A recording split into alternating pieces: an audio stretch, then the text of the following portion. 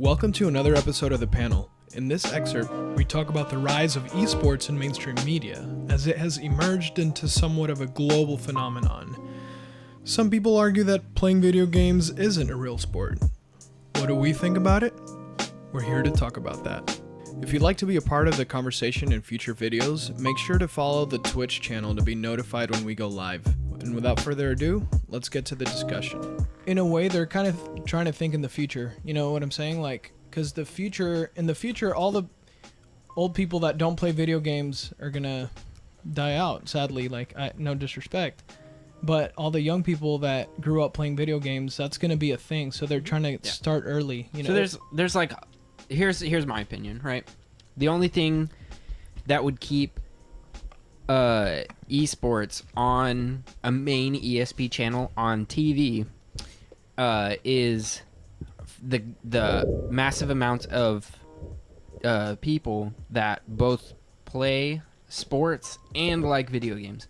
The people who don't play video games will absolutely hate it and be like, why the crap is this on ESPN right now? Especially a main channel, because as far as I know on TV, I don't know specifically, so I can't say, but I don't think there has been like a video game tournament on the official ESPN channel. I don't think there has either. But on ESPN, like whatever, like 2, 3, 4, all those other ESPN 8, channels, the OJ. yeah, like all those, they've had video games on them, and still people got pissed off. Yeah. So I think it'll be a while until that happens, if at all, and if it does, it will be later on when they see the amount of people that both love sports and video games. Yeah. What I find interesting is that some of the sports, like the actual athletes that people like to watch, some of them have even said yeah, esports is 100% a thing.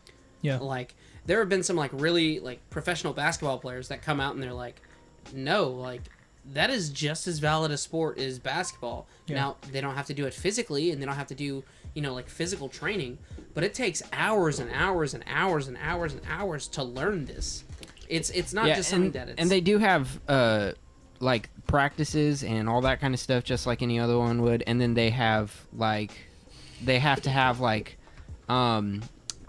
specific, they don't have to, but a lot of teams and coaches encourage specific diets and workouts and all that kind of stuff like that, schedules, everything like that, so that they can maintain a good and healthy state of mind and body and everything like that. Because if you're not healthy, if your body's not healthy, you probably still won't perform well, Yeah, for sure. And so what I thought was interesting is that, some people say that video games are stupid or they're simple. They don't really see it as a valid exercise, right? Mm-hmm. Elon Musk made a robot, made an AI bot, right? And its whole purpose was to learn how to play Dota. It took the bot in our time about a year before it could play with professional players. And in that year of our time, it spent lifetimes learning against itself. Lifetimes learning. It spent hundreds and hundreds of technically in-game hours, because the bot would just play against itself. Yeah. It took a bot years to get at that level, and it goes to show that eventually you could learn how to do it if you put in the time, which I believe is anything. You could be a professional basketball player, with 10,000 hours of on the court and making sure everything works right and you playing with other people. But if I can understand how traditional media wants to highlight that, and they may not do it on ESPN, the main channel, right? But yeah, it'll survive on ESPN2 for a while until it gains so much momentum and so much viewers that it's eventually gonna, because it's all about the money, right? And here, to your point, the point that you made about how the athletes are kind of training themselves and keeping their bodies and stuff like that. Look, man, I didn't play golf in high school. I know there's some sort of training that you go through, but golf is anyone can play golf. You know what I mean? Donald Trump can play golf. You don't have to be in shape to play golf. Same for bowling. Like, you can eat while playing. Like, Yeah. let's just throw that out there. There are a lot of sports out there that will, like bowling, for example, that will never become as big as like football or basketball or and baseball. Obviously, and Yeah. but I just love that Jim Gaffigan joke. He's like, I love bowling because it's considered a sport, but you can eat while playing. And he's like, that's my kind of sport. Yeah. And so that just goes to show you that, like, that argument of like, oh, there's nothing athletic. Well, we were at Olive Garden just now watching curling. Like, Hey, dude, that squat was squat slash That stance? Wait, what was it? A split slash Dude. squat thing. Neat. I mean, yeah, it was impressive. I'm not denying that. But what I'm saying is The dude put his foot next to his face, and the other foot was like stretched behind him. Yeah. That man has some. With Olympics, you've got 4 years to train before the next Olympics. So there's 4 years of training to perfect that one thing. Yeah, I mean, don't get me wrong. There are a lot of Olympic stuff that is ridiculously physically demanding, but there are also a lot of things that just aren't. So I don't think sports should be I guess completely weighed on how much it is physically demanding. I think that's just completely unfair and stupid.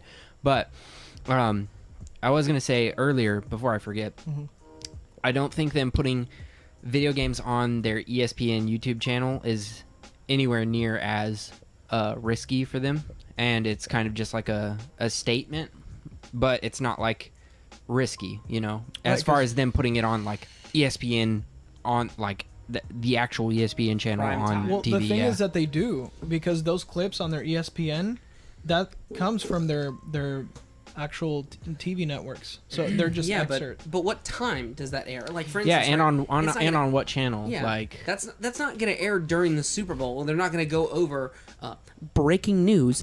TSM just took down Cloud9 in Yeah. round 6 of the semifinals. Like, Yeah. and just going to be like, Yeah. what are we talking about right now? I thought we were watching the Super Bowl. Why are you mentioning some nerd stuff? Yeah. But like, I could just imagine like the most of the hosts that I see there, they know everything they know about basketball, football, whatever they switch in between. I just see it switching to like video games and they being like, what is going on right now? What is any like, of this? do we have a second desk for this? Is there other Yeah, like- people? Those darn millennials. And they'd are just probably taking be over. like, and they'd probably make like jabs at it. Like, I don't speak garbage. Like, yeah. I don't speak that. I can see him reading some of like the gamer tags and be like, is that like a technique or something? You know how they have like multiple people at the desk, and there's like one person that may like segue into the next sport or something, and you'd be like, well, let's talk about TSM, all right? Let's go talk about how like their new roster and lineup and everything, and just go over everything. Like, Speaking of what do you lineups- think about? Because they don't have double lift anymore, and now they're going to be like this and that and blah blah blah, and Did then you they're see just that going to be like, Did you see that belly dive on Fortnite? it would just be hilarious. describing Fortnite, be like, look at him build that tower all the way up to Obviously- the perfect sniping position. Yeah. Obviously, I don't think they would ever do anything video game related on such a big, like on one of their major platforms without being properly equipped with the right people. with the Ninja right making knowledge. a risky move but- building a tower outside the safe zone, but he is going to get some crispy snipe opportunities wielding that golden deagle. They're gonna have to like rotate desk and cameras to accompany it. See, what I'm wondering, if they're just going to hire a bunch of like filthy neckbeard internet trolls like myself, ESPN, you can hire me, who and just be like, so Just putting it out there. yeah, just putting it out there. If you want to give me that fat paycheck, I will do it. If it's $1 a day and you buy me a suit and put me on TV, I'll do it. Pay me in Trident layers. There you go. Yeah. But like, they need to have, if they're gonna do that right, they can't just have like, you know, I don't even know the ESPN hosts, but they can't just be like, so we're also gonna be talking about professional esports and the Overwatch League. What's the Overwatch League? It's a shooter. It's okay, whatever.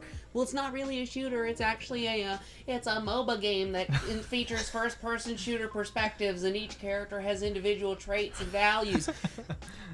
All right, and we're gonna think the go only back thing to coming Chad close- with the NBA news. Like, Yeah. The only thing coming close to them actually ever knowing anything about what they're talking about is like NBA games or Madden. Yeah. Like I said, it would be different people for sure. Yeah. They wouldn't. I don't think they would expect their people that cover like the main popular sports to cover the video games and stuff. That's just. And I don't think they're gonna put out for two separate sets of hosts like switch in or whatever, or yeah. put one at the table to be able to know what they're talking about. Because then it's just gonna be that one person, and all of them are gonna look like. Yeah. They're all gonna like professionally. What they'll all do is they'll be like, yeah, tell me about that, and then each one of them is gonna look at each other when it like focuses on one person. Look at this freaking It's just all nerd. like No. every single head turns to that one person. What I really expect would be for it to all be contained in its own thing. So, like, for example, how it is now for League of Legends or Overwatch or whatever, they have their streams with the, like, during the games and everything, they have their commentators, all that kind of stuff. Yeah. So it would start broadcasting that game, that tournament, everything with those commentators, and then when that's done, like, that's it. If they do have like a recap or anything where someone's talking about like what happened, it would probably just be like a single person, maybe two people that were prepared to give like a little 5-10 minute talk about everything that happened and all that kind of stuff, and then that would be it.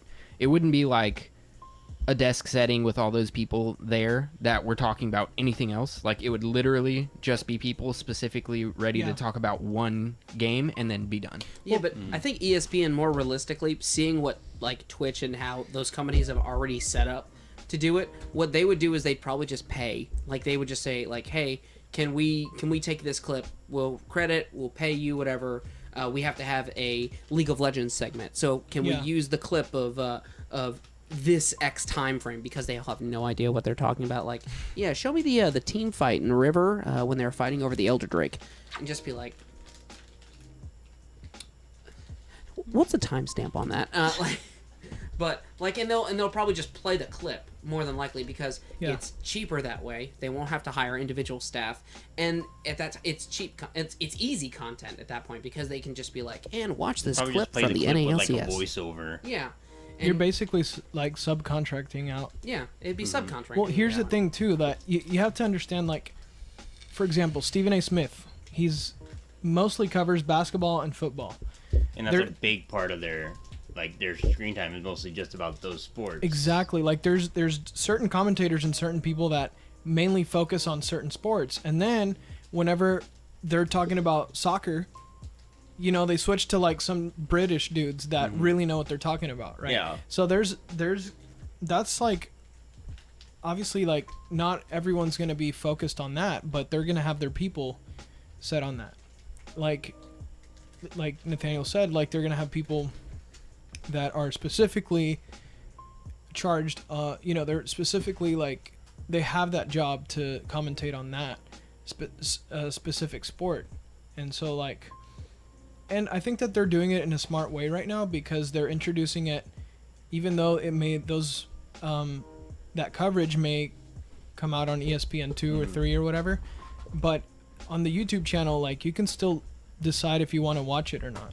Yeah, it's not just forced on you. That's what I'm saying. They're like testing the waters to Yeah. see the response that they get and see what kind of backlash they get and things like that. And so they're going to be able to wiggle their way a very large in. amount of the populace that thinks that video games are not actually a Yeah, sport. exactly. And so whenever they do finally feel like that they've tested the waters enough and they have the clear, I guarantee you, probably already, but if not already, they will eventually have very, very strict rules and guidelines for every game that would come in, for all the people that would be talking about it, everything like that, what they would be required to have, just everything. Like, ESPN would have very, very, like, specific rules and guidelines for everything that would be video games versus, like, physical sports or whatever. Yeah, and it's just a matter of time before they get there, because the interest is there, the fans are there. They're just not watching on mainstream media.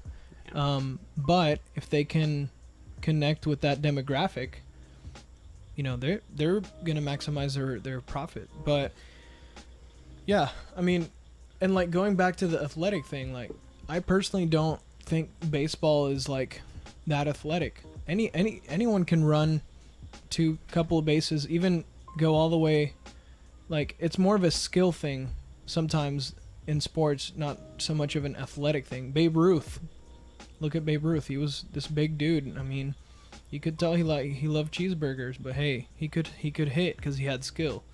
You know what I mean? So like, that's how, you know. I definitely think that it's gonna get there before anything like drone racing league or anything like that has more potential to actually reach that mark faster than some others that have tried.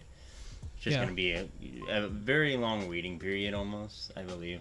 I feel like racing in general, even when you look at NASCAR and you look at Le Mans and all that, like there's a very, very specific demographic of people that like racing stuff. I mean, you only see race car, like NASCAR only, I think still only airs on Sundays. Like no other day of the week when I look at ESPN or anything, you know, I see NASCAR except just Sunday. Yeah. It's like, I mean, it definitely has its following, but it's not like the NFL, for example. Well, the NFL is kind of in decline at the moment, but even still, dude, the NFL is huge. Yeah, it's like one of the biggest. I mean, it is one of the biggest. I think it might be I'm pretty sure it is still. I mean, the NBA has increased a lot this year too with all the drama. Yeah. Like, there's so much stuff that's happened, but it's crazy when you think about it too, because we talk about demographics and, you know, there's so many. When you look at the world, the United States is the only country in the world where football or soccer is not the biggest sport. Over there, it's literally to the point, like, if we think we've seen NFL fanatics, like, we have not seen anything yet. If you go to any other some country, of those fanatics you're talking about soccer are here, so like, if we go to any other country, it's a religion over there. It's literally, it's that big, it's that powerful. And I know I came from a Hispanic family, so it's like when you go anywhere else, soccer, that's the sport. You know, that's like our NFL. And even though I'm more of a basketball, and they It's worldwide. and they call it football. football. Well, technically, it's all about demographic Football, and soccer. culture that the interesting thing that a lot of people don't know is football was invented by the British, and they called it football. I mean, it's a British sport. You're talking about our football. This can get real confusing Soccer. real fast. Well, our soccer, their football, but they technically named their sport first, so we just kind of stole it from them. But in classic fashion, we just stole it. Think of it, if you think of it logically, though, White people. it makes a lot more sense for soccer to be called football It does. I mean, than yeah. for but our can you football imagine to be if called. football was actually called handball or something, or handsball? I mean, like, But no, really, what or tossball. I would agree with you and say that soccer should be called football, but even more than that, why do we call football? Like, why? Yeah, Why? I mean, It's so stupid. So dumb. they kick field goals every now and then, but Yeah. it's like, okay. But I mean, I'm sure they probably tried like a bunch of other different names before it actually stuck with that. you run the ball places, Yeah. but yeah, why?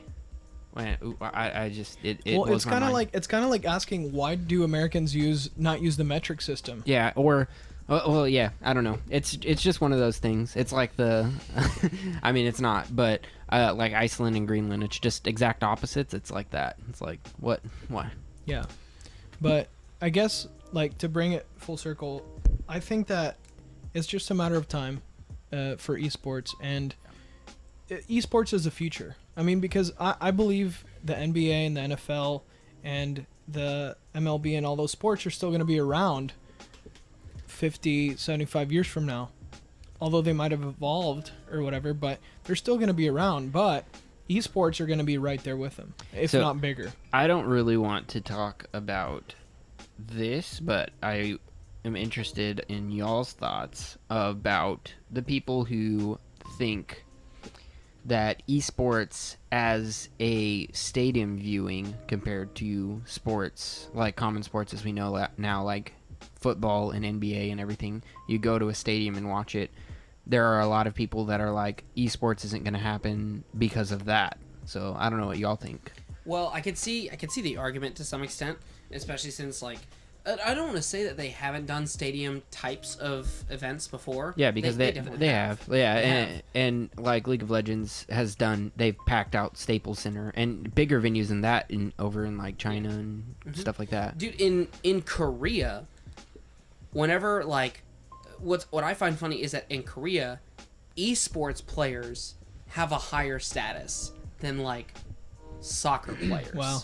So like when the soccer players need to be pumped up, they'll bring in like the StarCraft pros and they're just and I don't know how to say it in Korean, but if I was gonna like if it was just, oh ichitakumasu, like and just like they respect it so much. We're not racists. Don't they actually have like a college based on just Yes. StarCraft strategy Like, alone? just like in China, there are academies specifically if I could speak English, I can't even correct myself.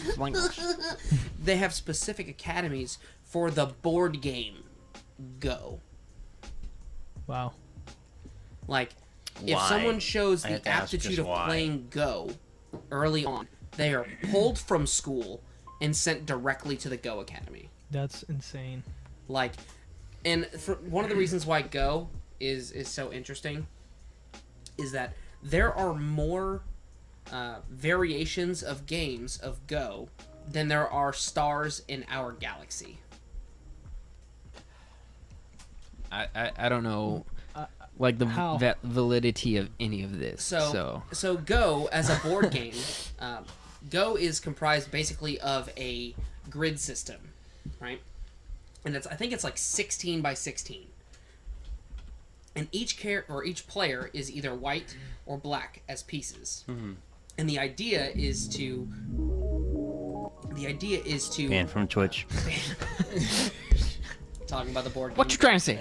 I'm sorry. I see him lean over like I'm like banned from Twitch. One is a shade and the other is a hue. There we go.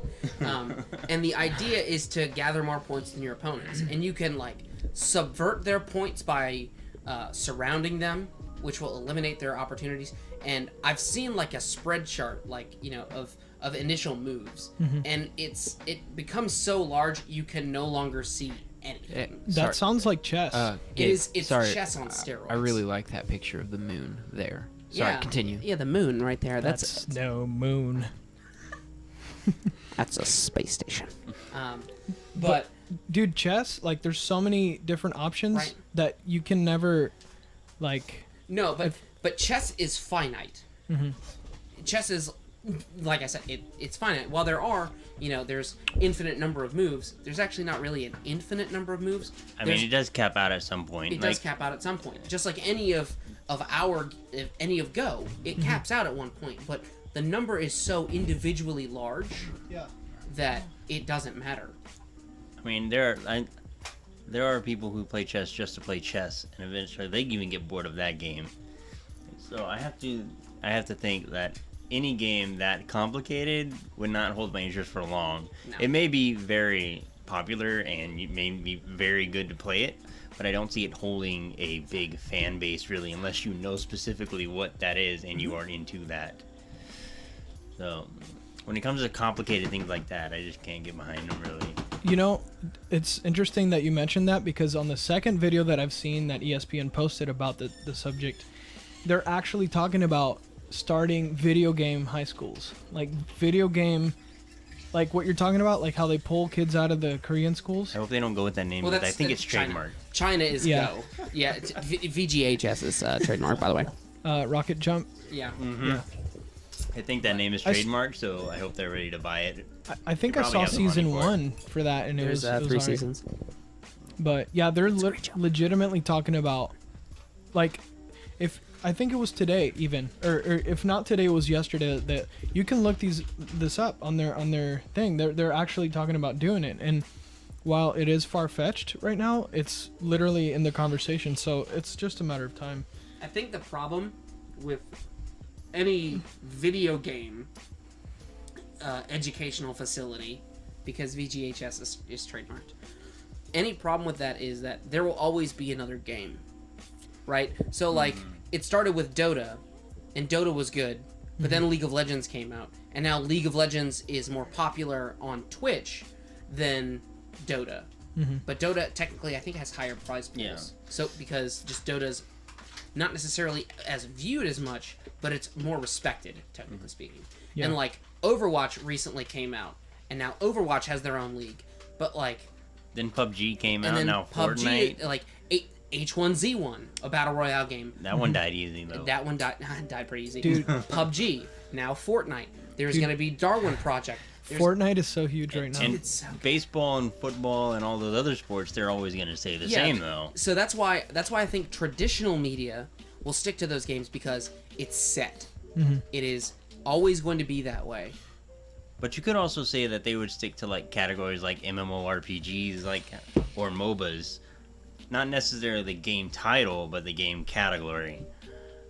Like it could always be like they could always be like on to the next MOBA or whatever, moving on instead of like this is our League of Legends segment, but it'd be like this is our MOBA segment or MMORPG segment or whatever type things like that. Yeah, and I think one of the best arguments, I guess, if you wanted to put it, for like a game that's been around the longest, it's still like technically kind of competitive, is like World of Warcraft. World of Warcraft still has active players, and it still has PvP. Are we talking like PvP battle or Yeah. watching someone grind Yeah. from 1 to 100? I just Because want to. I got to tell you, I do not see that going anywhere if you're No, just watching somebody grind for No, that. I need to just say real quick. I tried to watch and don't get me wrong. I'm not like a WoW player. I don't really know WoW enough, but watching PvP in WoW was so cringy. It's a cancer all of its own. I could not watch like for 10 minutes How straight. is it cringy? I have seen more trolls in WoW PvP than anything, so I don't see it going anywhere. I mean, the one that I watched was like a 3v3 battle, and it was just so bad, like, to watch. So, I don't know. But if we're talking WoW PvP, you could throw in Dark Souls PvP. Let's go with that one. Yeah, I mean, there's a lot of things that just shouldn't probably be like. They probably shouldn't try to make it like PvP. Like, I feel like, for example, Blizzard, if they wanted to make a game like big like that for streaming tournaments and stuff like that. They like, did. Yeah, I'm just saying. Is by far like Well, Overwatch, StarCraft, like even Hearthstone, not so much, but still better than WoW. Like I don't know why. I guess they would even try with WoW. Is all I'm gonna say. Is like compared to the other games, I mean, obviously so much better. There are for games like they a have tried competitive with. PvP. For instance, they tried a Destiny PvP tournament, no. and it did not work. So Okay. there are some Please don't games mention that that would game. work and some that won't. Well, Please don't mention that game in my presence. Yeah, you can Don't worry. tell us our grievances in a minute. That game but- is actually dying. Well, okay. WoW may not be the most interesting to watch necessarily, but you have to. You can't deny the longevity of that game. It has stood the test of time. Definitely. Like, Yeah, I wasn't saying that. I was just saying the PvP, like, esports side of it, like doing something like PvP, like tournaments and stuff like that. I don't know, like, why. I guess there are a lot of games that don't fit into, like, the esports vision, in my opinion. there's definitely the watchability factor. Like, how watchable is this? Like, because it can be, for example, like, what's that game you guys are playing, Hearthstone or whatever? Hearthstone, yeah. I'm sure there's people that like to watch it, but I'm sure that it's much funner to play it. Or Yeah, but not even then. I get that a lot of people do watch WoW. I just don't see there being anywhere near as many people watching right. WoW tournaments. You know, like, it's very different to watch someone play WoW and to watch someone play or watch 3v3 battles of WoW, stuff like that. You know. Yeah. Like I said, I'm no expert on WoW. I really don't know, but I just feel like there probably is a lot more people watching regularly, like just people playing WoW rather than and even still like playing PvP, but not like a tournament style 3v3 PvP thing. It's kind of weird. Yeah. I mean, there's the watchability factor, but there's always gonna be like a new game, like you said, Sean. But I think it's gonna get to the point where it's kind of like when you watch Twitch, or you go on Twitch and you look, and there's so many different games being played at the same time. I feel like if bigger platforms capitalize on something like this, they'll literally have their own like different channels for different esports and stuff like that. Like basically the bigger ones, and so I don't know, there could be like a bigger focus on certain games as opposed to others, but at the end of the day, I think that it's still going to be, they're going to find certain games to like really focus on, you know, even if it's that like, that's like a renewing process every time like a new game emerges, and then, you know, it's like the big game like Fortnite right now, which only recently I've seen like it being as big as it is. Hey, Ethan, never mind. But yeah, I don't know. I think that it's the future, and I think that they're trying to figure out ways to integrate it into mainstream media. And I think it will get backlash at first, especially from the older people that didn't grow up playing video games. This is not like a knock on old people. It's just the reality of it is that people fear what they don't understand. And you can imagine an older person seeing this and being like, why? You know, like you always hear of the old people criticizing the new technology that comes out. Like you either get with it or you like criticize it and distance yourself from it. So Get left behind. That is an interesting point. Like a lot of games like are abandoned because like I guess player base is leaving for like the next big thing, or because of like, oh, this game is old and looks bad or feels bad or whatever, or hey, there's a newer version of this game, whatever. But that doesn't happen for like other traditional sports, because you know the graphics doesn't get worse in football, things like that. So that's kind of like an interesting thing to think about too, is like I guess the followings don't last quite like, how long has soccer, football, and basketball, baseball, all those things, like they've been around for a long time and they don't get abandoned as easily as like games and things like that. So like that's potentially like one of the reasons why maybe like games may not grow to be as big as football and basketball and things like that, because games might be abandoned. So Hi, Second Beth. Welcome to chat. that's like a, I guess, an interesting thought that I haven't really thought I about. couldn't see you through the smoke on my screen. welcome to chat. Got you, fam. We're talking about esports, but in the future of esports in the mainstream platforms. But to your point, I think that like, because like how you said, games are established, they're established through generations, and they're physical games, right? So it takes a special athlete to play these games for the most part. So with these new games, how you're saying esport games are there's always gonna be a new game, and there's always gonna be new hype created around a new game. But if the mainstream media is able to capitalize on basically not so much on a game, like not hone in so much on a game, but if they're able to basically keep esports or make esports the focus and not the game within esports, I think that it can be it can keep growing exponentially instead of just I think making esports the focus and not the game is going to be difficult, because most games only have that specific following. You know, players get into that one game they want to see, and That's only true. that one game.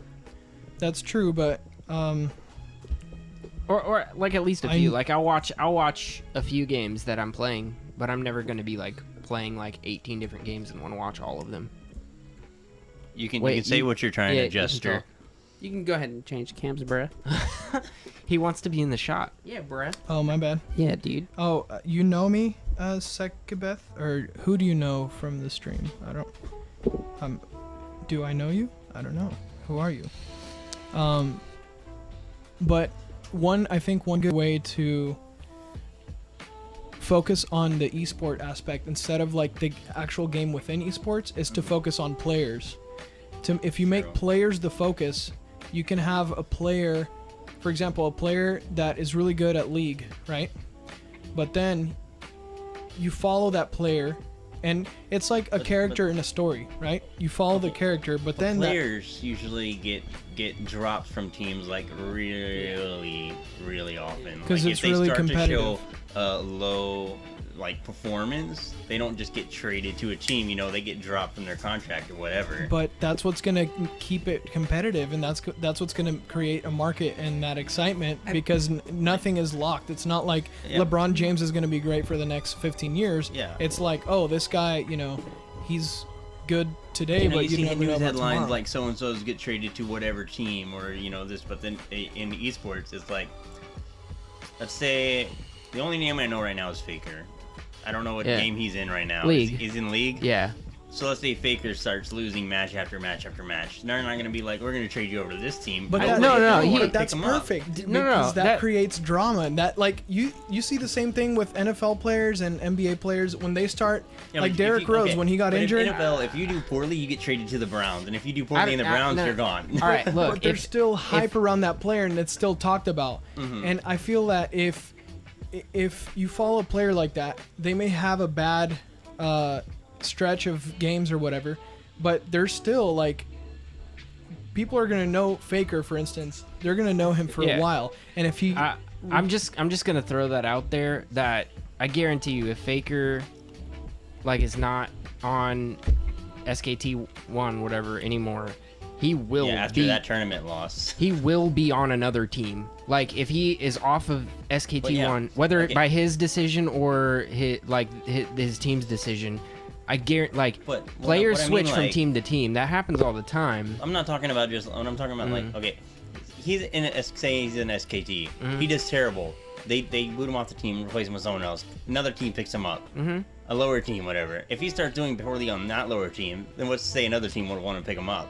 I mean, yeah, players can do bad until they decide to retire. But I'm just saying, players like have jumped team to team over and over and over. Yeah, and here's the thing. It happens. For some, okay, if you focus on creating superstars, just like in the NBA and in the NFL and all those sports, if you focus on creating superstars in esports, a guy like Faker, he may have a bad month or a bad however many games, but he's still going to be talked about. I'll give you an example. Right now in the NBA, LeBron James has gone through, he's the best player in the world, or he's been hailed the best player in the world.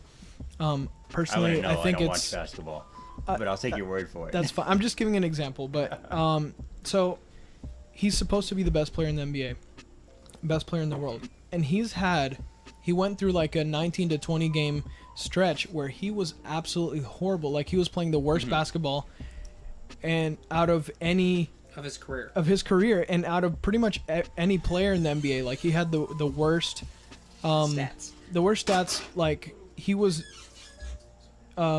instead of being productive, he was actually hurting his team, and that was like, you don't understand how much they've been talking about it. Like, it creates so much drama because he's doing bad, even though he's doing bad, because they've made him into a superstar. I mean, he made himself into a superstar, but the media, even before he made it to the NBA. When you make that person like one person, esports games thrive on teamwork, just like basketball, football, all this stuff. But much like basketball, and also you'd have that drama you're talking about. Like, you make that one player a superstar, all the others are kind of just like background players. Well, but see, that's what creates that's where it could also, like, basically degrade teamwork. Well, Faker's got to have a rival.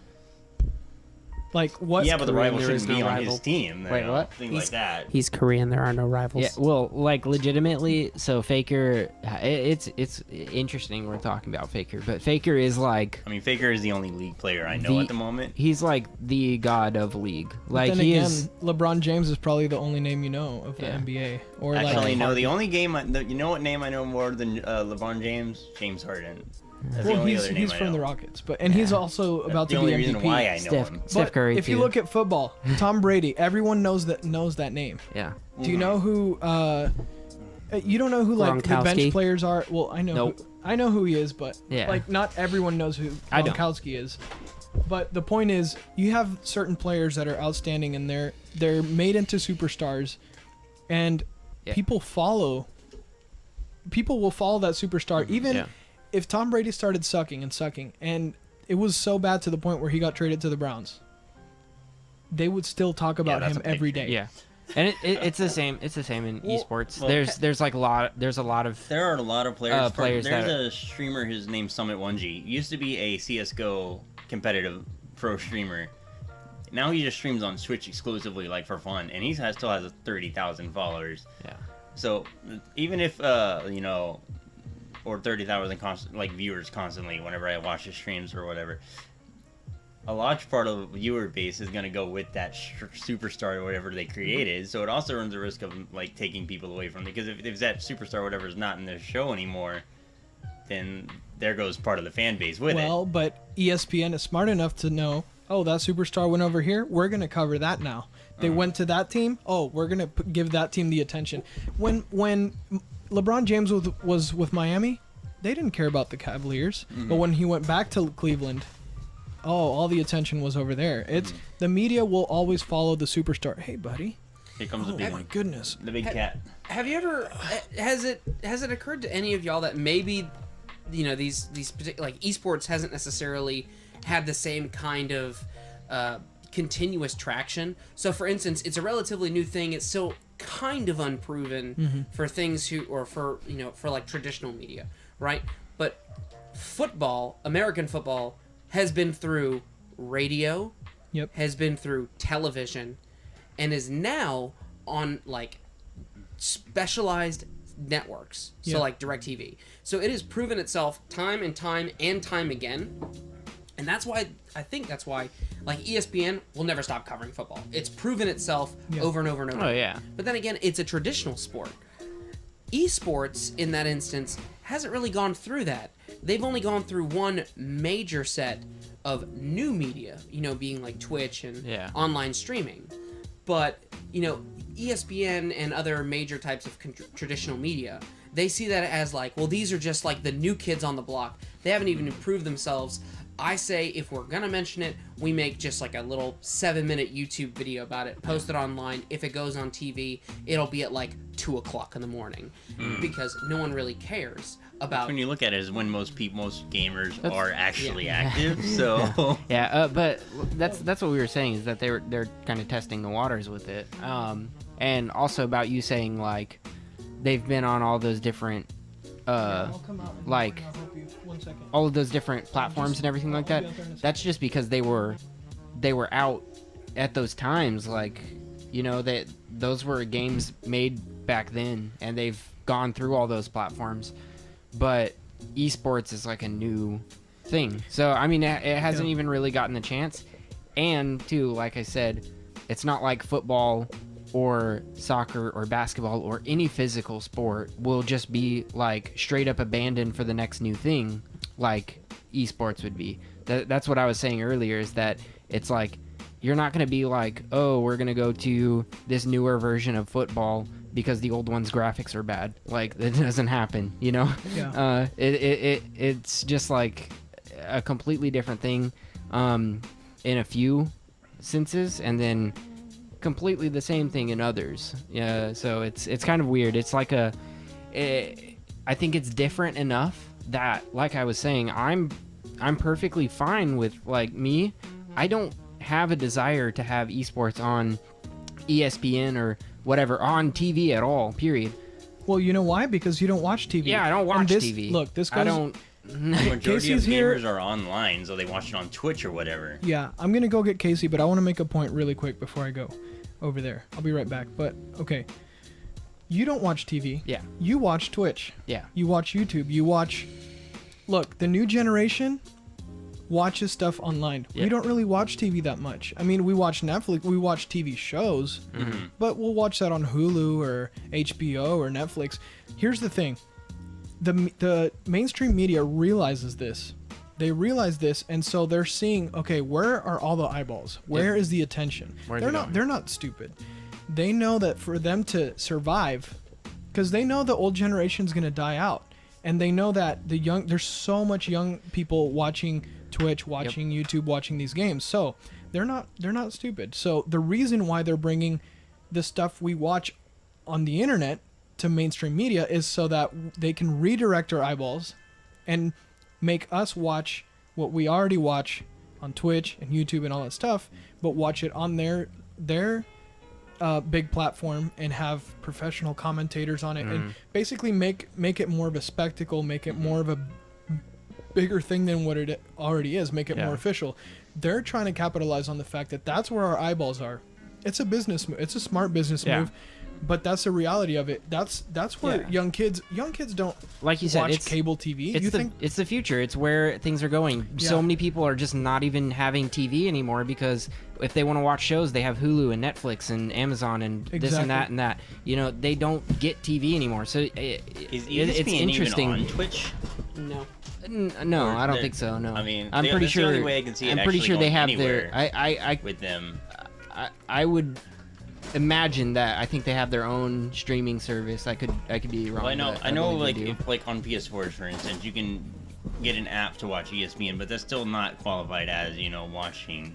Yeah, I mean know. they have. I'm sure there's some way that you can pay to watch ESPN online. I don't know because I don't watch it, but I just would imagine that they would be online for money. But yeah, like Watch he was saying, ESPN, get a donation and read it out loud. eventually, That's the problem with Twitch nowadays.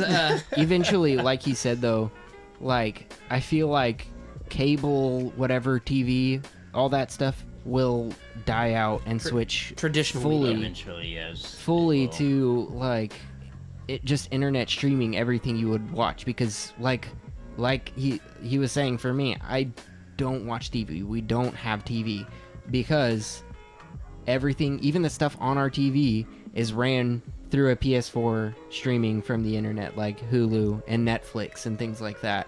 Eventually everything that is on TV will I don't know how long from now, but eventually, like, they're gonna go to where everyone is watching. If everyone turns into like how we are, where we're just like, why even have cable?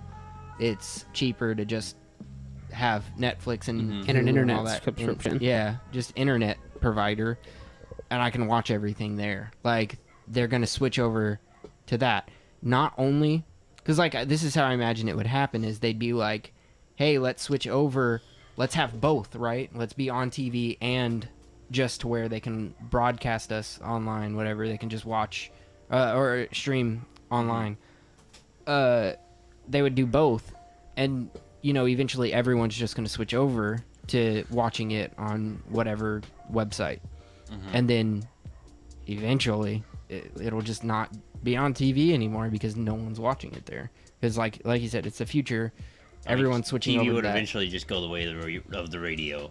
Yeah, like It would just wipe it. It'll die out eventually. yeah, it'll be like I guess like a more just a rare thing. Like, we have radio, but people only listen to radio in the car. So even radio, like broadcasting, like listening to game on your radio. Yeah, you still do that, but I mean, like, not everybody does that. yeah, but it's in the car and stuff. Yeah. TV. Who freaking knows? Like, I can't see the future. But like, what if TV is like how radio is something you only listen to in the car? TV is something that is only at like restaurants. Yeah, or something like what if streaming can be on your phone? You can watch it on your phone. You Yeah. can watch it on your laptop. You can watch it wherever. Yeah, it's like I'm not gonna be like, oh man, I wish I had TV on my phone. Everything I want to watch is on my phone on Yeah. Netflix or Hulu or YouTube or whatever, But y'all get what I'm saying though, is Yeah. that like I don't know how long TV will really be a thing compared to the, I guess, would the amount be of a focus that is very, switching over very to slow just online progression. stuff. Like, Yeah. It would be a very slow progression. Like, we have there, like, for instance, today on the road we have more gas-powered cars than, electric cars. Oh my gosh, the cat jumped up here. But it won't be like instantaneous. All of a sudden you wake up one day and TV is not broadcasting. Everything's on the it's internet. a slow thing, yeah. It would definitely be a slow progression. Like I said, it would be a progression 10, 15, 20 years, not likely going to happen then. To the point where sports in general, like football, baseball, basketball, are just considered really boring for it to be on like ESPN. Now I can see like a new network or something like that coming up, or I mean, I'm sure there already are some where, you know, there's like a gaming network. Yeah, there's like And G4. There's a but- few, but they're very, very, very, very low. They're not on the high on ladder. the They're not. totem pole, They're not yeah, very okay. well known. Like at Definitely ESPN. not with the budget of like ESPN funded by Disney. Yeah, Like most of the tournaments known are things for like League of Legends tournaments or whatever are known for like only whenever they do the finals, then they take over the internet. But then as soon as the finals are over, like no one knows anything about them. Yeah, I mean, now something like a League of Legends, since you're having like weekly, like pretty much throughout the year, they're like different seasons, right? Like 4 different seasons, or something like that, where Like they ranked they seasons? play like weekly against like the North yeah. American teams play each other, and like the Korean teams play Yeah. each other. The League Championship Series, whether that's like the NALCS or like OPEG, I think is like the Yeah. Chinese one. I don't think those things get the kind of viewership that obviously like near the viewership that like a finals is gonna get. That's probably why the you know, the prize money is so much during the finals, because a lot of League of Legends players are sitting there tuning in. It's like the Super Bowl for gaming nerds, basically. That you have that in like Filthy neckbeards. is it Dota? Is it Dota that's super popular? Dota is apparently? another one, yeah. Yeah. The Overwatch League just started up. I could see that being really popular. You know, that I mean, if they can, I don't know, is that game like, does that have the kind of like the watchability that? Okay.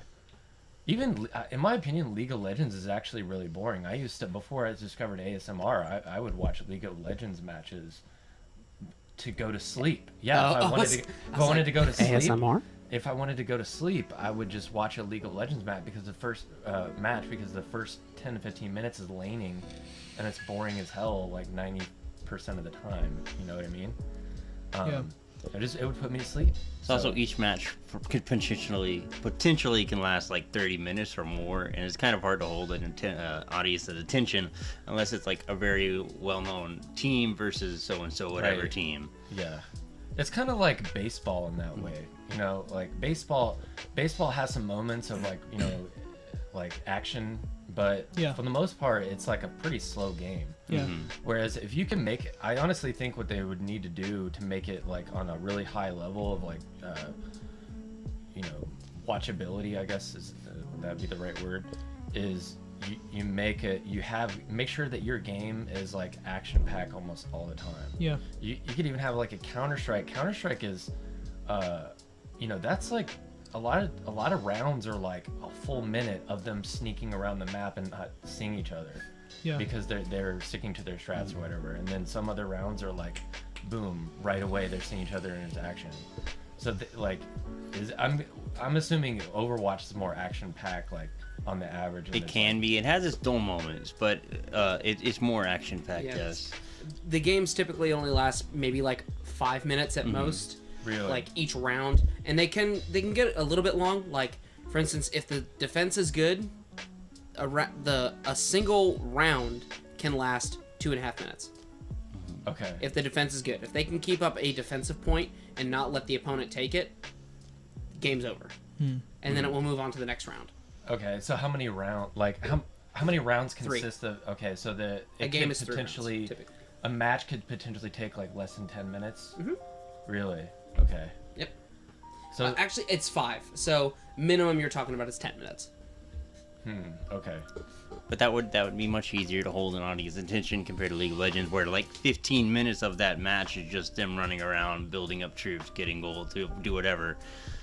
So I could see Overwatch doing pretty well in holding audience attention and keeping it action going, instead of like we were saying baseball earlier, where there's a lot of swing and a miss and like, oh, you get a home run every 5 innings or so if you're lucky or whatever.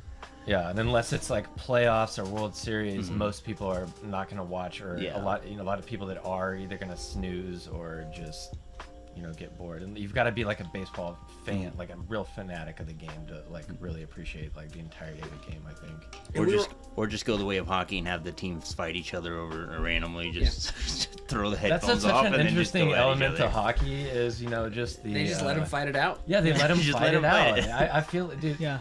Back in the day in basketball, they would kind of let them fight it out a little bit. I mean, they would get involved, but it wouldn't... Like, there wasn't, like, a 10-game suspension for having an all-out brawl. But nowadays, like, the... sports like football and basketball are a lot more pussified than they used to be. And Pacified, you mean? pussified, yeah, yeah.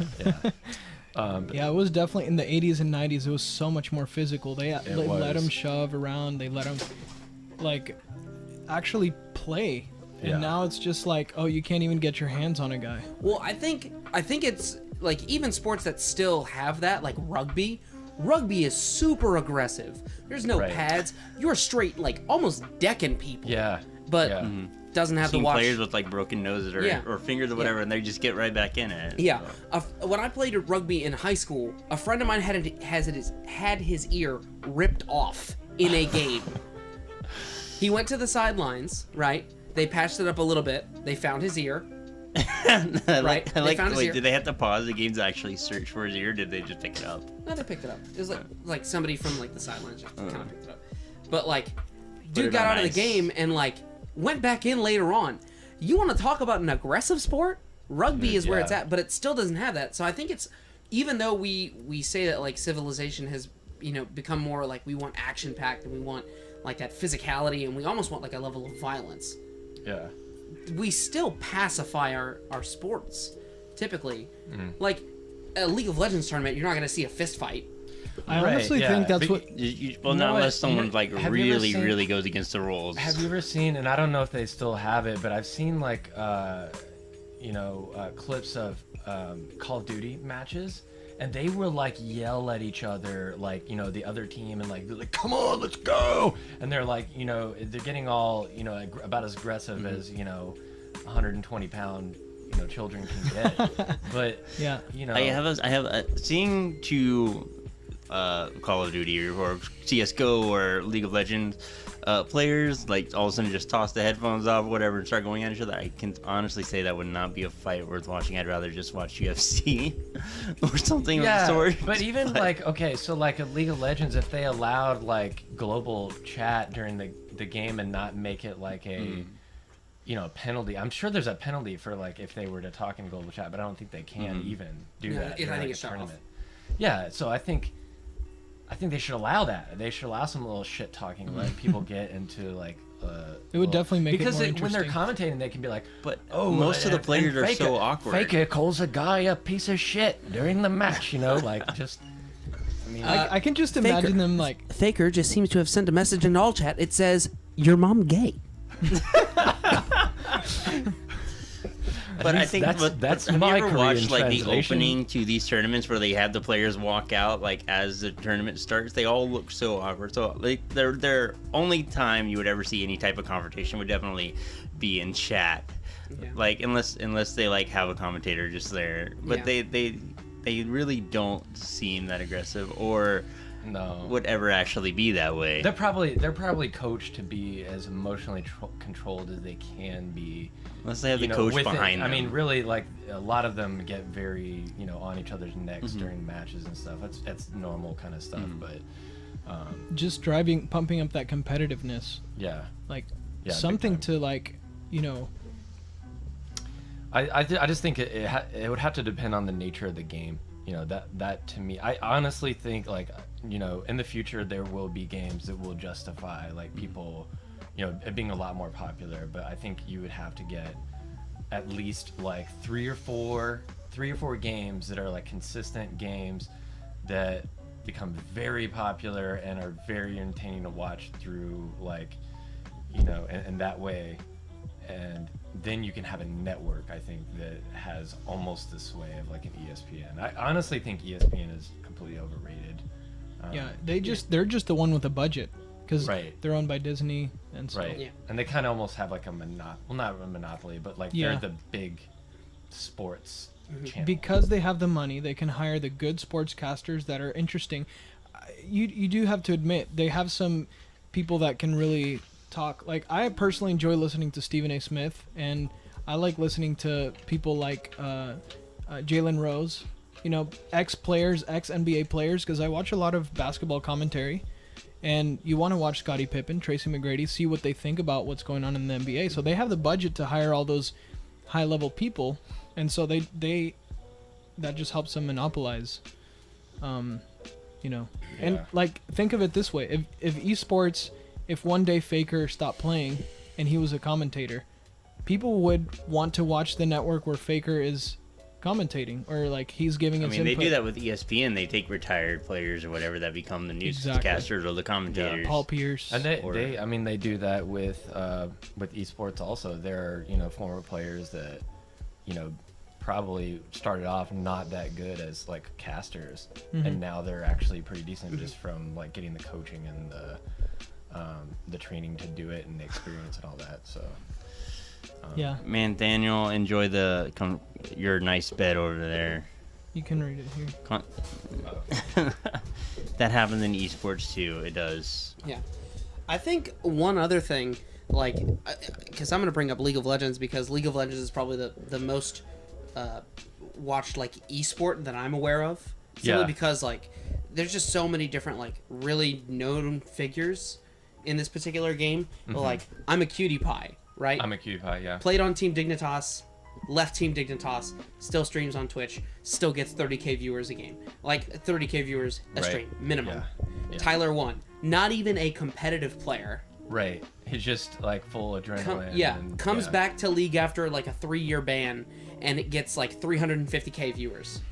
Did he come back? Oh yeah, But he's it's been a officially name unbanned. people know. Oh, really? He's been Okay. unbanned, so he was considered reformed. But see, that brings me to my point: is if you create superstars within the esports community, even if they're not on a competitive team, or even if they had a bad streak or whatever, they're still gonna have a following, and they're still gonna draw attention. So I have to admit that there's a lot more money and attention to esports right now than I would have predicted about 10 years ago. that's true. And even like to non FPS games, I figured FPS games like Counter-Strike would be a lot more, you know, that they would have a lot more pull right now. But you got League of Legends, you got what, Dota, and then I'm trying to think of, is it Dota 2 or Dota 2 is okay, and then is current. there's like one more. Is like World of Warcraft still? Not really competitive. The one that like people are really watching right now is like Fortnite or PUBG. Fortnite. Okay, yeah, PUBG. There's another, like, that's kind of like a, you know, something that people really, I think, enjoy watching, like on streams and stuff like that, you know. The cat purring ASMR. Where's Gabe is Milo? just creeping with a cat He's, right now. he's at that window over there on your right. The hype is dying. The hype does die. It goes up and down, and almost everything. And that's one of the main problems. Even whenever you create superstars, the hype around a team will die eventually. The hype around a team maybe, but not a hype around. That's what I'm saying. If you create superstars, the hype around that star. Look, you can have Faker That's playing League of absolutely Legends, right, yeah. right? He's known for playing League of Legends, right? If Faker all of a sudden started playing Sims 4, he'd get massive viewers, even though he's not necessarily competing or That's whatever. slowly There are dwindled down. people like that. Like Summon 1G, he's an extra CS:GO competitive streamer.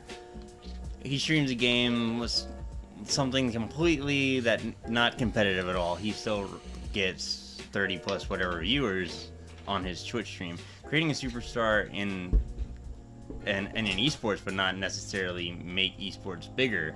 It would just make that name bigger, though. Okay, so when you compare actual sports in esports, I think that they are following the same kind of model. The esports is following the same kind of model that a lot of sports nowadays are, and they're profiling certain players, trying to increase the popularity of those players, because that's a lot of the reason that people tune in, like teams and players. Drama. Yeah, like they love that. Like certain people, okay, you could probably name about 10 people just off the top of your head of League of Legends, and you're probably not, you don't even watch League of Legends that much, you know. I don't really watch League of Legends anymore, but I still know, like, you could probably name 10 players. If we're gonna talk about like professional players, right? Yeah. so like Double Lift, Hooney, Exactly. Hotshot GDD doesn't play anymore, but like Haunser, Venge. I don't even think I can name 10 anymore.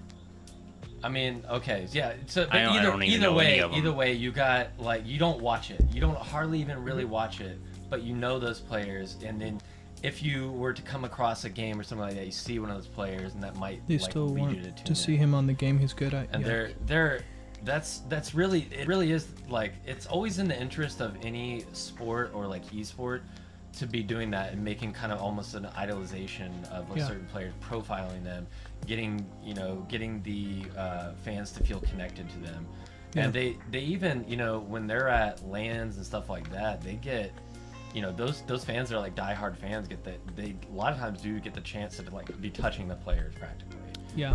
And so that's something that you know, they're doing their thing on it, and I only see it going up, but I don't think that I think the main thing is you're gonna have to have more games come up, you know, and be on that level. Like League of Legends has such a massive appeal, I think, because it's a free-to-play game, and it's gotten such a huge player base, and it's at least decently fun to watch. And then they just follow all those like things that other sports and things are doing. I mean, if you can even look at the commentating, it follows a very, very similar style, and they've really upped the professionalism on things. Like I don't know, it's very watchable. And to your point, creating hype around the game, or around a tournament, around a player, whatever. I'm gonna give you an example of this.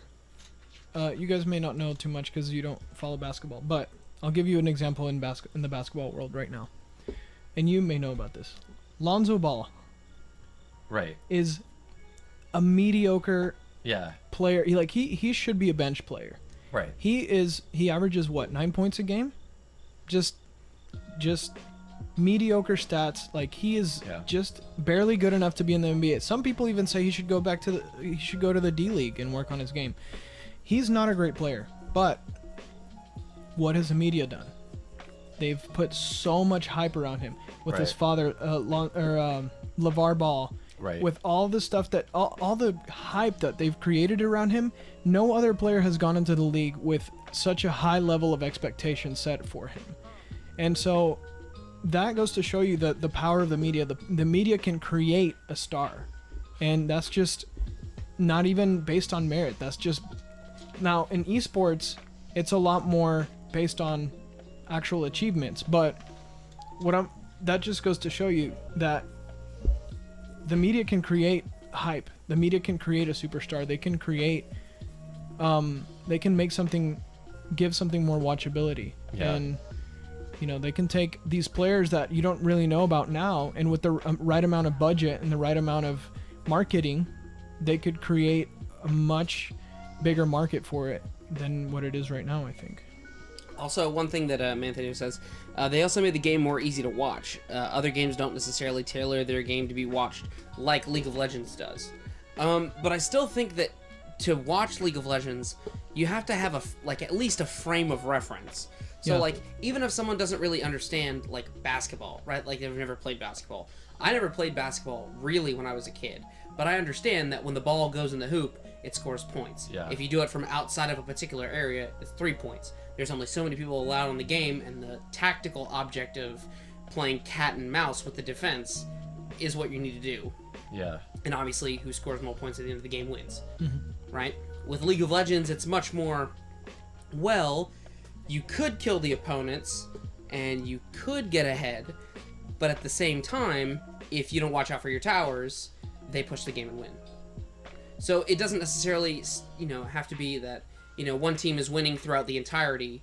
So, like, you're not going to watch the Cavs be 30 points up. There's no score point system in League of Legends. Yeah, there isn't like a score point system in League. Like, most games are, everybody has a different strategy, whether they go for the towers first, whether they just, grind till they take the boss and then just basically try to sweep, or they push up left or push up right or push whatever.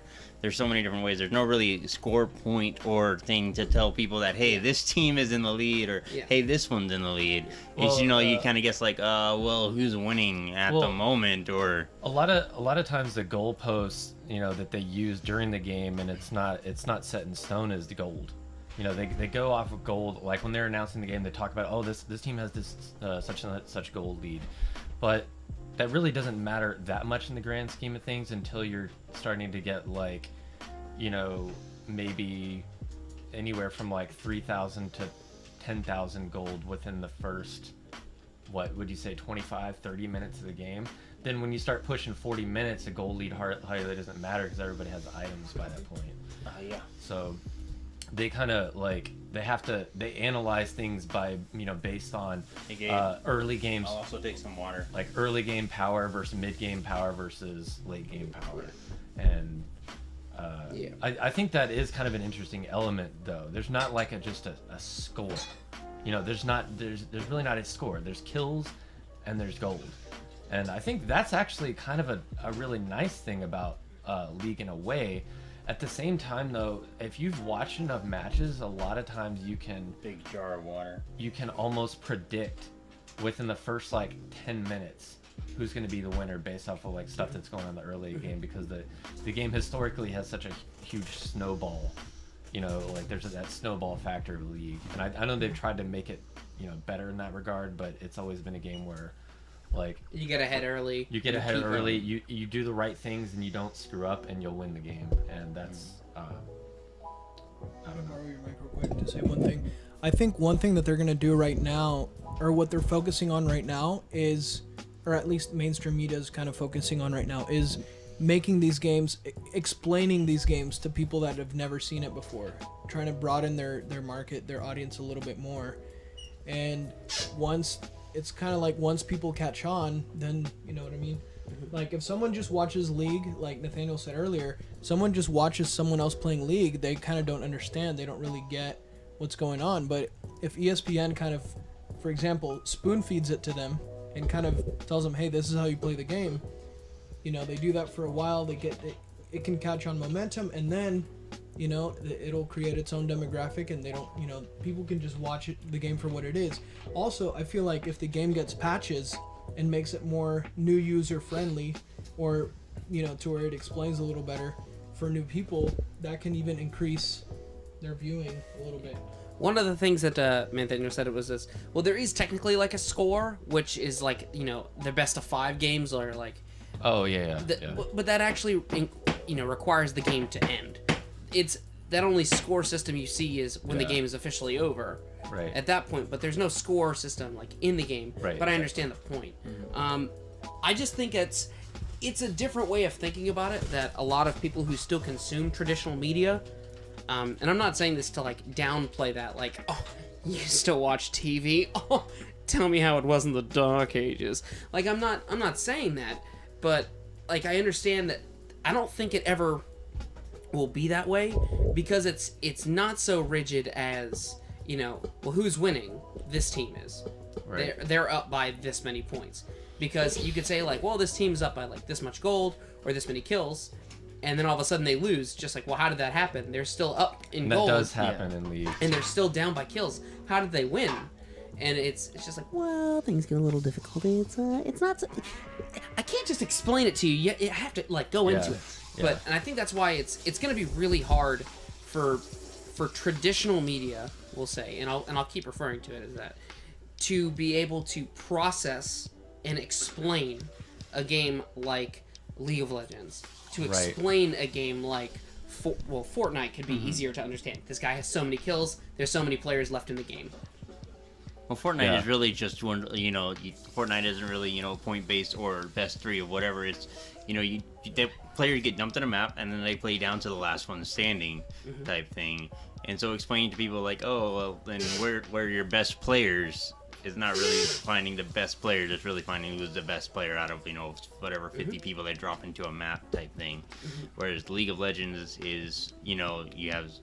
What's the standard team now? 5-6 players in a match. 5v5, yeah. So 5v5, where you have 5 versus 5 instead of Fortnite is one versus all. 99, yeah. 1 versus 99 or 2 versus 98 or 4 versus 96. Yeah, even if they do 4-man squads. I think that I honestly think that one of the problems that League has had, and also like kind of cutting back to what you're saying, I think one of the reasons that it would be hard now for traditional media outlets like television to even explain or introduce a game like League of Legends or almost any other modern game is that there's just such a generation gap between like viewership. I think anyway, a lot of people that watch TV are the ones that watched TV when they were younger, like young, and they're older now, and that's the pattern they've had. Whereas we, some of us have grown up watching TV like in our generation, but we have, gone into YouTube and other media outlets that for them it's easier to introduce a game like League of Legends or almost any other game, and it's more accessible there, and it's not a risk on their part. They know that when it's TV, they've got a certain amount of time to tell you about something, and if they waste their time on that, then it's not gonna come across to their viewers, and they're gonna lose their viewers. Right. They gotta keep the viewers they already have. Right. So that I can see, like, say during a Super Bowl, if League of Legends, a game like League of Legends or whatever other game out there could try to make a commercial appealing to people and pulling them in, because it's just such a massive viewership that's what they're going for. They're just going for anybody. But no, a game like League, I think one way I think that it could be a lot better is if, kind of like other games like Counter-Strike, where if they had different maps. The problem with League, in my opinion, is it's the same map. They do have different things, like they have a thing called ARAM, where it's right, or but whatever. they're never playing that in competitive. So if they did something like Counter-Strike, whereas like, okay, you have Team 1 gets to pick like one map, Team 2 gets to pick one map, and then there's like a weekly map or something like that. So they play best out of 3, and then the third map that they play is on the weekly map, and that would make the game a lot more interesting, I think. In my opinion, they could do a lot better with the game in general, like and just the replayability factor, but that also trickles into the watchability factor, in my view. But if they had maps that worked functionally different, then I think it would be a lot more entertaining. I mean, but because like sometimes when they do stuff like Earth mode or ARAMs and they show them at tournaments, that gets a lot of people. It's very entertaining for a lot of those people because they don't hardly ever get to see that kind of stuff. So I think if they kind of, their maps are pretty straightforward. You have your home bases and then 3 lanes that you fight down. Right, and that's the same exact game that they've that it's always been. They're changing up the flavors here and there, the item builds, the meta, what's how powerful in any given. It would also force people to come up with new strategy, because League of Legends, they know for a fact that the map is gonna have 3 lanes. There's a home base. They know where the jungle are. They know where the bosses are, and basically they can go on autopilot of how they want to go about getting around that map. Or they could have a procedurally generated map. I think that would be really kind of cool. It's something that the players have got to discover the map as they it's go random on. every time. Right. You do raise a good point. That is like changing the crapshoot. shape of a baseball diamond, but still, that's the beauty of video games. You can change things. You can change the map. Well, you can't really decide that, hey, they lost this round. The next game they play on is going to be a rectangular shaped field, but in video games you can change the map. Yeah. Well, how do you feel about like Overwatch, where it's a competitive game? There are tons of different types of characters. It's like a MOBA in instance, but it's still a it's first person, and each character has a weapon. Some of them are physical, some of them are ranged, but the maps change every round. Okay. And the spots where like where the fighting, the defense all takes place, it changes per map. Like some maps, for instance, in Call of Duty, they have Junktown where it's just all out fighting. In other maps, they have ones where you can snipe, you can camp from, you can press your defense or whatever. But in changing maps, like in Overwatch, the fighting takes place in different spots. People build their different defenses in different spots, and it would definitely change the action, the strategy that people have, and things like that, and also keep the interest changing instead of, okay, well, we know they're going to go down this lane, or they're going to do that, or they have a strategy or whatever built around that one map. People still find every different game good and interesting. Well, I don't really know what to say about that, actually.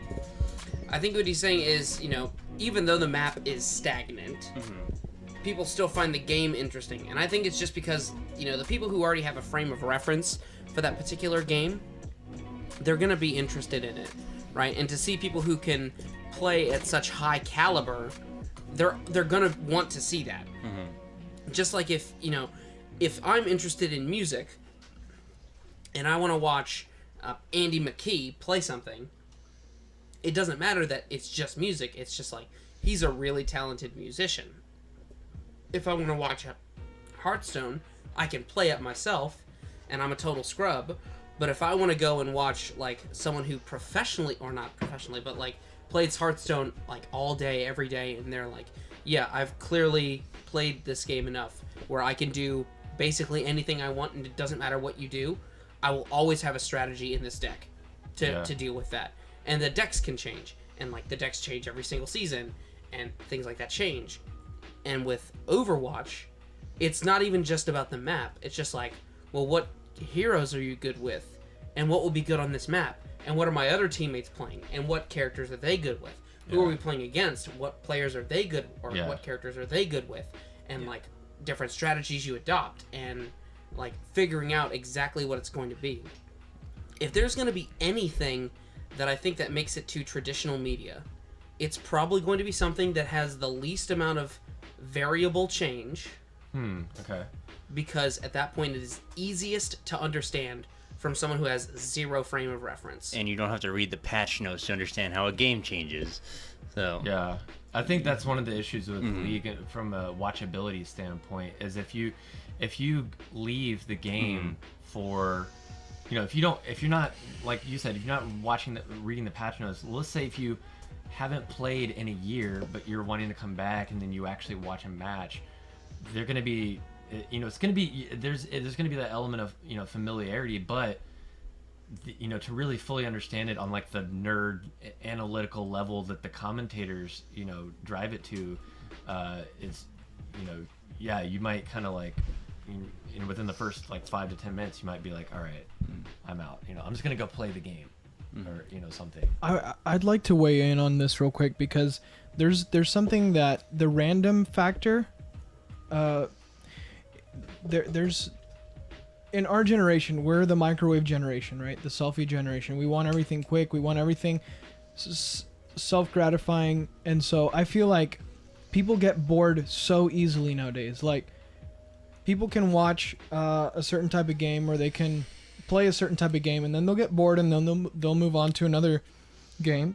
And that's one thing we talked about in the stream earlier, is how a lot of players, or a lot of, a new game will come out, and all the players will migrate over to another game and things like that. So I think it's important to have a certain level of random in there, and to keep those games interesting, like you're talking about, like having different decks, having different maps, or like switching up the maps, to where there has to be a good balance between the game will always be played this certain way. There has to be a balance between familiarity and variable change. Right. So, but I think the problem, and I agree with that, it does have to have a good mix of that, where like, if I'm going to play Fortnite, right, I know that there are only so many types of weapons in the game. I know that there are only so many houses that you can loot. But the variable change comes in. The chests can spawn in at different locations. The places where you're dropping from, it may be easier or harder to get to something based off of, you know, how like your initial drop starts. Yeah. And like with PUBG, same thing, except okay, and what kind of vehicles spawn near me? True. I just think that if you're going to put something on like a traditional form of media, like television, it would have to start with a higher level of familiarity Yeah. than variable change. And we, as the microwave millennial selfie generation, we are far more fans of variable change than we are of stagnant familiarity. Right. Yep. So, right, in League of Legends, how many maps are there? 1. One. How many champions are there? 120. Including the ones they push out every other week. 100 plus. And how many variations of those 100 plus champions will there be in a game? Do the math on it. The variable change in that particular game is interesting for the millennial selfie generation. While a game like football, while there is some variable change in the field is only X long, there's only this much time in the game, there is Different players, different Yeah, defensive strategies. The players in sports are really the most variable thing. If you Right. really think they're not updating the rules as often, Yeah. you know, as they are with you know, online gaming. for sure. yeah. But that's kind of like League, because the court is the same, the field is the same, but you have so many champions. Yes, and But even the meta will almost dictate that the number of champions are actually used in the competitive and given competitive tournament is very limited. listen, man, don't say that because I've seen Teemo in a real game. Okay, Who is that, Rain Man or somebody? probably. Dude, Teemo. God. Oh. I know. The game hurts. What's funny is, out of all the games of League of Legends I ever played, going AD Teemo was my best game. I went like 17-0 or something Shut in your that mouth. game. It was literally all Morgana just binding people. Anyway. But I think that's what's going to hinder our form of entertainment and our gaming from reaching traditional media. Because to make it interesting for us and to make it interesting for people of traditional media, there is going to be a disconnect where if you try to make it not as variable, we get bored and we won't watch it. Yeah. And if yeah. we're not watching it, what's the point? Right. Why are they showing this when something's or when someone's not going to care about it? So I think that's going to be a major hindrance, and that's why, if anything, they'll only stick to, you know, a 4-minute segment on ESPN 6 at like 4:00 in the morning. Like, in today's recap, we recap Game 5 of Team Dignitas versus CLG, where Double Lift made a key double kill in the bot lane. Like, Yeah. like they'll do that and they'll just be like, you know, oh, that was really cool. And where can I find that? Oh, it's on Twitch and I can watch the entire game. Oh, I'm just going to go to Twitch. Right. Yeah, that's the really if that's my argument for why it's going to be so difficult, and it would have to be decades down the line, because decades down the line you have all these baby boomers that are still watching TV, they're going to die. You know what I mean? And so then YouTube is going to become more of YouTube and media outlets like that are on the internet are going to become the TV. Yeah. You know, Which and to so, me they already are. I don't watch TV, but I'm subscribed to different people on YouTube, and I just watch selectively what I want to watch without the Right. commercials. Maybe like I have to skip the ad, you know, the first 5 seconds, but ad I'm not blocker. watching- Ad blocker. As Matthew Anderson's point, I think it's really up to the players and their abilities to play and keep it interesting, just like in regular sports. Well, for players to keep it interesting, it's like Gabe was talking about hyping up like one person. If you hype up that one person, then only people are going to focus on that one person, and then the others are kind of forced to actually keep interesting to try to get to the top. But when you know what players are going to do, what most players have that one position they play, like junglers have junglers or whatever, Yeah. or You're never going to see Double Lift go and play top lane. Yeah. You're never going to see the odd one come back and he's going to be like, oh, by the way, I'm an AD carry main now. You're never going to see Dyrus come back and he goes, oh, by the way, I'm the support. No, it's not going to happen. so how would players really keep one position interesting enough to actually Especially when there's so many characters to play, and you can only be so good at them, like each one, right? Like when someone told me that I started playing, they're like, okay, well, there's 3 bans in a game. You need to make sure you have 5 champions, because let's just say that they target you, specifically you, and they ban out 3 of the champions you play. Yep. And that does happen. and they will ban like they know the champion you're good with, or the champion that's the most played that most people know, and then they ban that one, and then you're what other champion am I gonna go? I main only that one. I don't know any other one. Yeah, but like let's just say that Dyrus makes his way back to NALCS, right? He rejoins TSM, and he's good with Renekton, Jace, Camille, Fiora, and like Jax. They ban 3 of them. They pick Jax as the jungler, and the other player picks Fiora top. What does he do? He plays another champion, but he's obviously not as good at that champion. But every other gets the benefit of not having their champions banned. Banned, yeah. And I then, think because it's Dyrus, he gets camped and then loses. Yeah, I mean, I think at that level of play, There are actually have been a few players times where you have seen the catcher pitch. No, it has happened a few times. He goes, you don't see the catcher pitch out of nowhere. Yeah. Sometimes, I mean, if you're really out of pitchers. Yeah, even within, I mean, like within really important games or tournaments, you don't really see players switching roles or anything like that. Now they may have like some just crazy strat that They only want to try they out worked this out one a time. few times and it worked in a scrim or something like that, and then they try it in the tournament because they lost their first. Yeah. When you think about it though, like having esports become a big thing, they don't have players readily to switch out to keep playing styles interesting, because they get used to like say Faker or whatever, or Dyrus playing that certain way. They don't just go, okay, you're bench, you're gonna trade out with this guy. But that's what's interesting about the Overwatch League is that each team, there can only be 6 players on a team, but their roster is like 12 people, and they can switch out. So like they'll say like, okay, for this series of games, we're gonna put Pigeon in, we're gonna put these 5 guys in, right? And then they play against another team, it's just like, ooh, their play styles.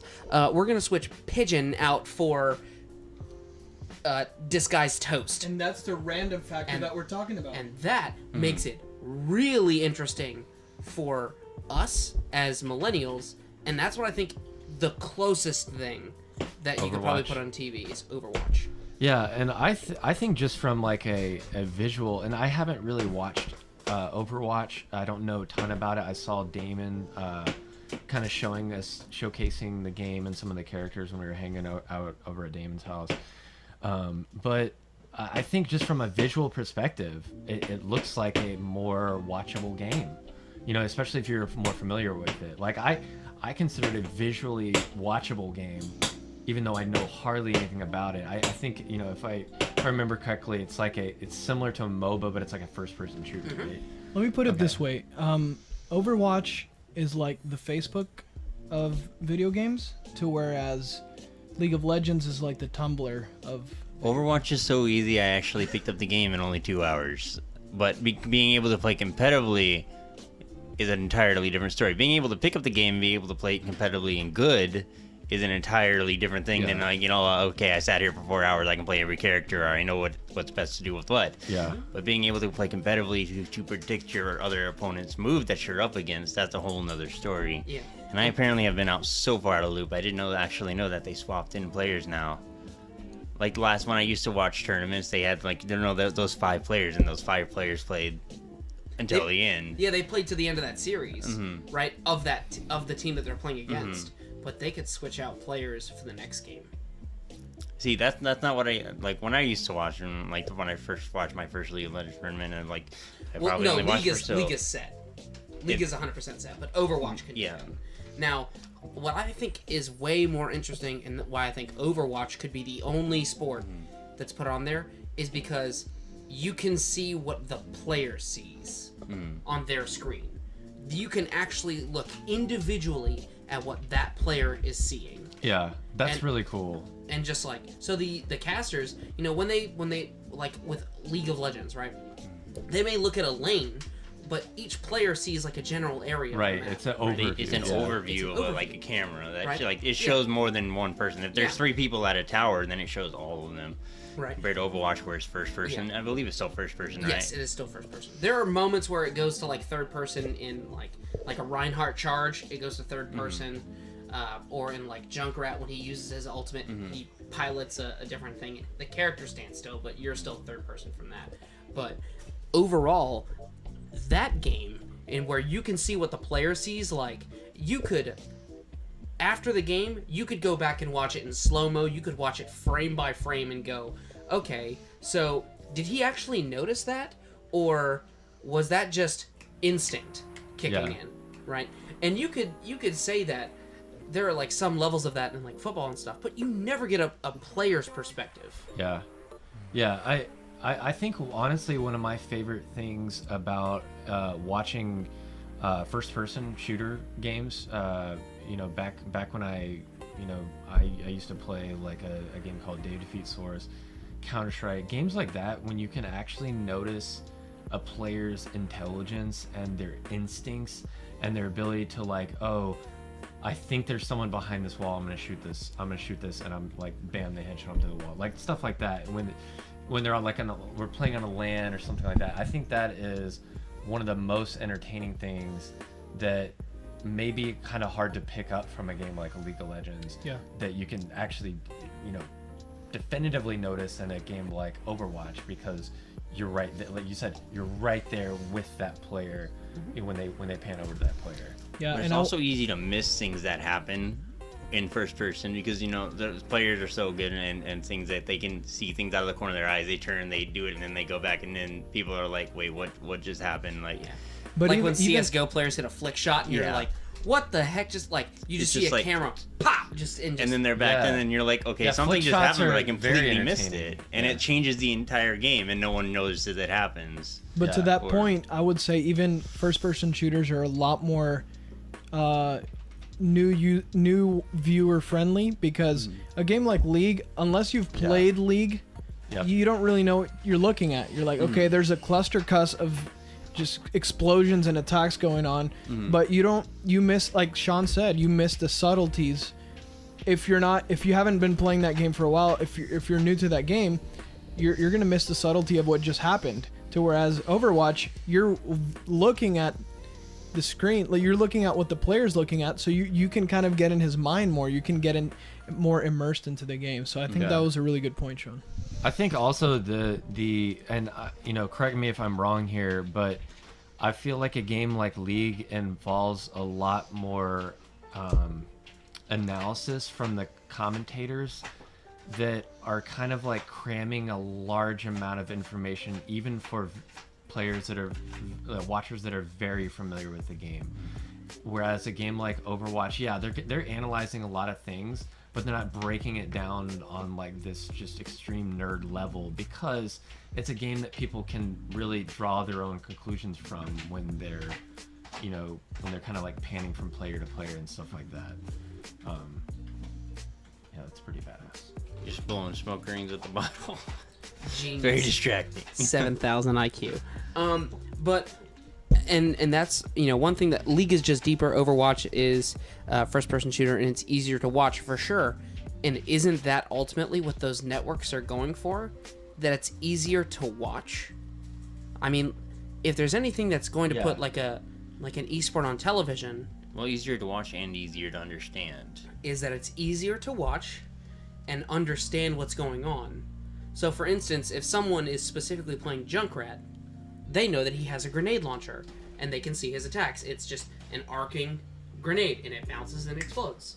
Yeah. If someone's playing Widowmaker, they can see that when it's scoped in, it's a sniper. And it fires a single shot. Do you like black or do you want like stuff? No, there are things that you know, that's fine. okay, to understand wise, this like mine? players' abilities, Thank you, what they man. can That was do. pretty You know, I appreciate it. for instance, Junkrat can throw down bear traps. And then, you know, Zen in Overwatch floats, and Zen can still get stuck in Junkrat's bear trap. And in trying to explain to people like how that's possible or things are understanding, you know, how certain skills work or how certain No, skills it's okay. I are just gotta kind of used. drink it down because I'm They worried about it. It's like Well, once you drink it down, Final Fantasy 14 when I played it had 13 no, like it's okay. almost 30 different skills, and you couldn't understand what each one did. You kind of just press buttons. You know, in Overwatch, it's actually easier to understand and see like what skills are being used and how they're used compared to League of Legends. Your skills based on what items you get. You know, things like that.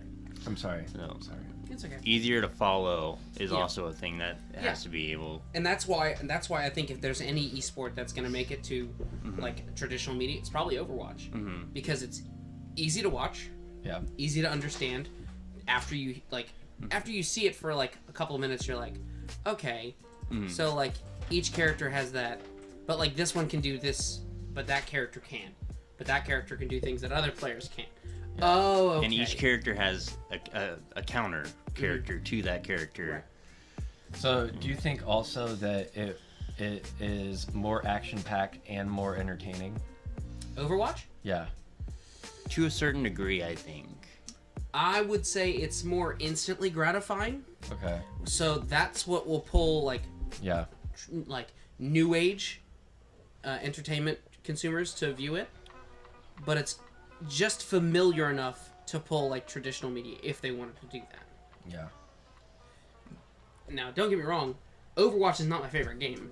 I have it. I've bought it twice, and like it's cool, but I mean, I'm playing a lot of like Fortnite right now, and I play Rocket League, which has way more complexity than I thought originally, Okay. and that I will never ever be super good at, just because I don't have the time and I can't devote that much time to a single video game.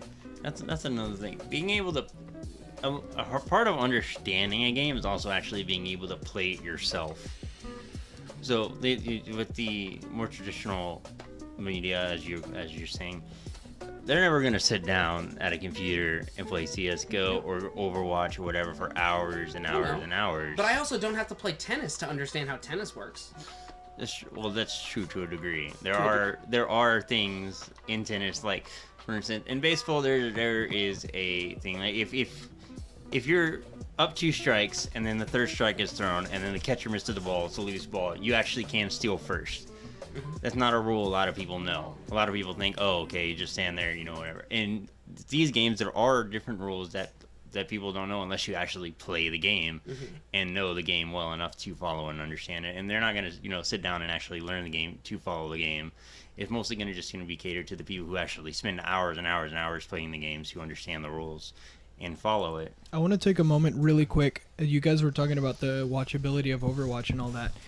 And I want to show you guys real quick a video, the first ESPN video that I've seen on esports.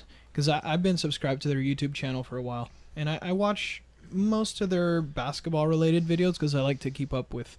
I don't watch the games. I don't have time to watch the games. And I don't... those games are televised. So I just get the highlights on there. But I was surprised to see for the first time on their ESPN YouTube channel, I guess for the first time, them talking about esports. What's up, Defenseless? Welcome to the stream. Like they said, we're talking about basically the rise of esports and how The Korean team is number 4. I already see this as problematic. Just how they're trying to... It's only a matter of time, before the Koreans take over, this game as well. Well, it's going to be a very slow progress.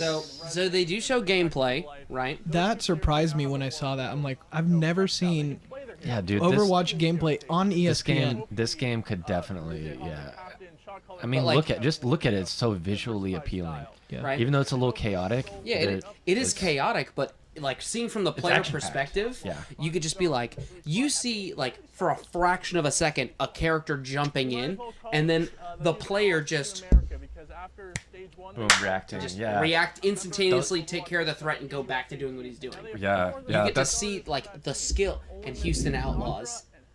Oh wait, what are we? 3? So yeah, looking to see Should be like Houston Hurricanes or something. No, Apparently, we need to talk about the Too rise of soon. AI. Houston Harveys. Yeah. Anybody? the rise of AI. We actually already talked about Elon Musk's AI. But I guess to wrap up, I just wanted you guys to see real quick a little bit of what that looks like, just because, you know, it's kind of like a big deal. I've never seen ESPN kind of like go down that route, and so Does anybody want to make a prediction on how long it would probably take esports to actually rise to the level of ESPN? I would say. I'd say more than 5 years. I would say definitely more than 20 years. Because of I the actually fact think that- longer than because- that. I think it would probably Yeah. take 20 to 30, somewhere in between there years before it actually I could catches see on that. quickly. I could Are- see are it you talking about- even almost never happening. And that's just to like start to get the ball rolling, not take over, but like just to start actually getting recognition. Well, I'd say like 5 years to start actually getting recognition, because just the time that we live, technology, everything's just advancing so quick, and I think ESPN is smart enough to know that that's where the eyeballs are. That's where a lot of the eyeballs are. They're going to start capitalizing on it. They're going to bring it to the forefront. Now, I'm not saying surpass the sports that are already But to established come up to a level to where it actually towards where it actually relevant. gets relevant. Exactly. You know what I think the biggest hurdle is the who's gonna post on their Facebook? Seriously, who's gonna post on their Facebook watching the oh my gosh, like faker, you know, okay, if you scroll on your Facebook feed, every once in a while you'll see somebody's comments during a game of like what's going on in the game, like, oh my god, Tom Brady did this or whatever, and like it can even be like a regular season or playoff game.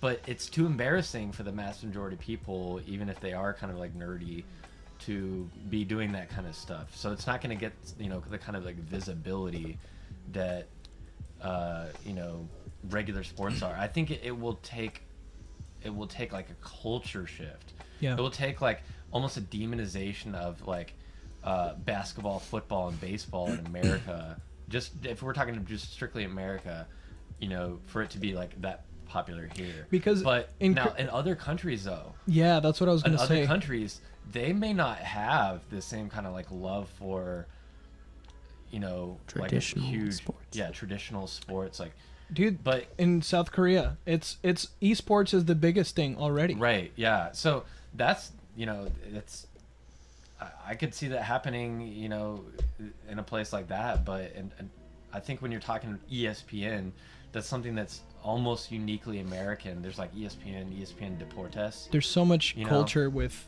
traditional sports. Right. That- And soccer.